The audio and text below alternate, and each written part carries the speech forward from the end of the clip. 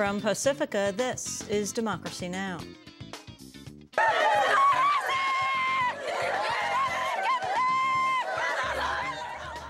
New protests erupt in western China 2 days after more than 150 people were killed and over 1,000 wounded in clashes between ethnic Muslim Uyghurs, Han Chinese, and police. We'll get the latest. Then in Moscow, President Obama and Russian President Dmitry Medvedev agreed to cut American and Russian nuclear stockpiles by at least a quarter. We'll speak with journalist and nuclear disarmament advocate Jonathan Schell. And Robert McNamara, key architect of the Vietnam War, has died. What one can criticize is that the human race prior to that time and today has not really grappled with what are, I'll call it, the rules of war. Was there a rule then that said you shouldn't bomb, shouldn't kill, shouldn't burn to death 100,000 civilians in a night? We'll take a look at McNamara's legacy with two preeminent historians, Howard Zinn and Marilyn Young, and continue with Jonathan Schell, who reported from Vietnam and met with McNamara in a secret Pentagon meeting. All that and more coming up.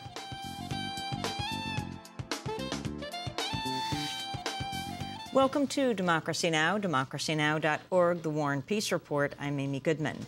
New protests have erupted in China's western Xinjiang region 2 days after at least 156 people were killed and over 1,000 wounded in China's worst ethnic violence in decades.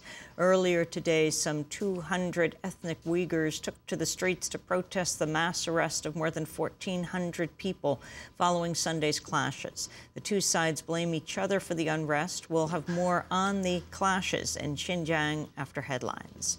In Afghanistan, 7 U.S. troops were killed Monday in 4 separate attacks. It was the deadliest day for U.S. forces in Afghanistan in nearly a year.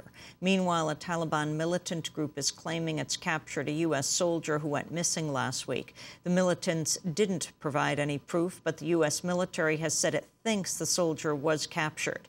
Meanwhile, Monday, President Obama unveiled a new agreement with the Russian government to grant overflight rights to U.S. military shipments headed for Afghanistan.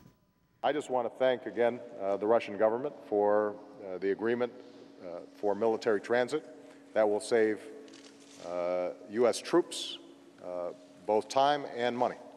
And it's, I think, a gesture that indicates the degree to which, in the future, Russian-U.S. cooperation can be extraordinarily important in solving a whole host of these very important international issues.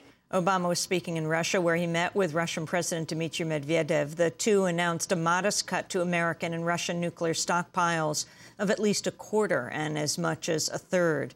Talks have centered on a new treaty to replace the START agreement on nuclear arms reduction, which expires in December. Earlier today, Obama held meetings with Russian Prime Minister Vladimir Putin for the first time. We'll have more on the nuclear talks later in the broadcast. In Pakistan, at least 12 people have been killed in a U.S. drone strike in the South Waziristan region. Pakistani officials say the attack hit an alleged Taliban training camp. The U.S. has carried out more than 40 drone attacks in South Waziristan in the last year. Ousted Honduran President Emmanuel Zelaya is in Washington today for meetings with Secretary of State Hillary Rodham Clinton. It's Zelaya's highest-level meeting with a U.S. official since his overthrow last month. A group of right-wing Hondurans, meanwhile, have also arrived in the nation's capital in an attempt to win U.S. support for the coup government. The group is expected to report back to the coup leaders on what kind of backing it can expect from Washington. The unofficial delegation includes former Honduran President Ricardo Maduro. Meanwhile, in Honduras, a funeral was held Monday for one of the 2 people killed when Honduran forces opened fire on a crowd of peaceful demonstrators who'd come to the airport to support Zelaya's attempted return. The protester, Isis Murillo, was 19 years old. His sister, Rebecca Murillo, vowed to champion the cause her brother died for. With the death of my brother, I want to move forward and keep fighting and supporting Manuel Zelaya. The people chose him not like Micheletti. My brother will give me strength. For him, I will continue fighting for the homeland. Despite the threats of more government violence, protests continued in Honduras Monday, with several thousand marching on the presidential palace.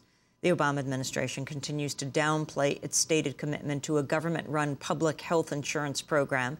In an interview with the Wall Street Journal, White House Chief of Staff Emmanuel said he thinks it's more important to inject competition between insurance plans than it is to create a plan run by the government.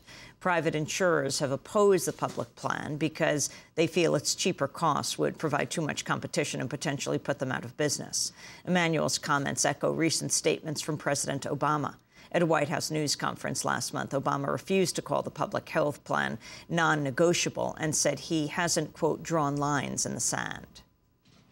We are still early in this process.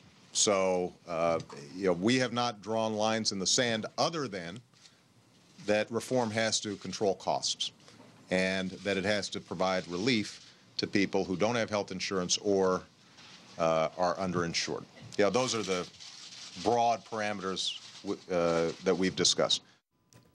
The White House, meanwhile, has announced a deal with the nation's hospital industry to cut $155 billion in payments over 10 years. The agreement comes as part of ongoing negotiations with the healthcare industry to help defray the cost of expanding medical coverage for the uninsured. The figure is $45 billion less than President Obama recently called for.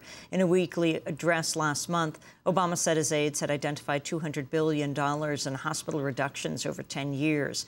An industry executive told the Washington Post, quote, "There was no way we could tolerate $200 billion. The Justice Department has opened a preliminary probe into whether large U.S. telecommunications corporations are abusing their market power. According to the Wall Street Journal, investigators will look at whether firms are unfairly blocking users from such services, such as the internet calling program Skype. The probe will also focus on whether wireless giants such as AT&T and Verizon are stifling competition through exclusive deals with phone makers, cell phone makers. On Monday, the chair of the Senate Judiciary Committee's Antitrust Subcommittee, Democratic Senator Herb Kohl, publicly called for a federal antitrust probe of the wireless industry. The financial industry is preparing to escalate a lobbying and public relations effort against the Obama administration's proposal for a consumer financial protection agency. Lobbyists have begun meeting with members of the House Financial Services Committee ahead of the proposal's expected introduction on Capitol Hill later this month. The Washington Post reports industry groups are discussing a propaganda effort similar to the campaign that derailed health care reform efforts under President Clinton in the 90s. Among the proposals include a campaign similar to the Harry and Louise ads that depicted Clinton's health plans as an attack on free consumer choice.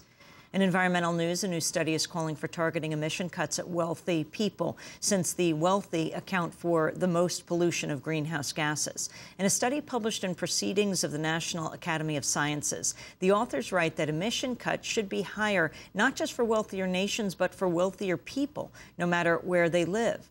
Less than 1 billion people are believed to be responsible for half the world's carbon dioxide emissions. And former Defense Secretary Robert McNamara has died at the age of 93. McNamara is one of the key architects of the Vietnam War, which killed at least 3 million Vietnamese, around 1 million Cambodians and Laotians, and 58,000 American soldiers. We'll have more on Robert McNamara later in the broadcast. And those are some of the headlines. This is Democracy Now!, democracynow.org, The War and Peace Report. I'm Amy Goodman.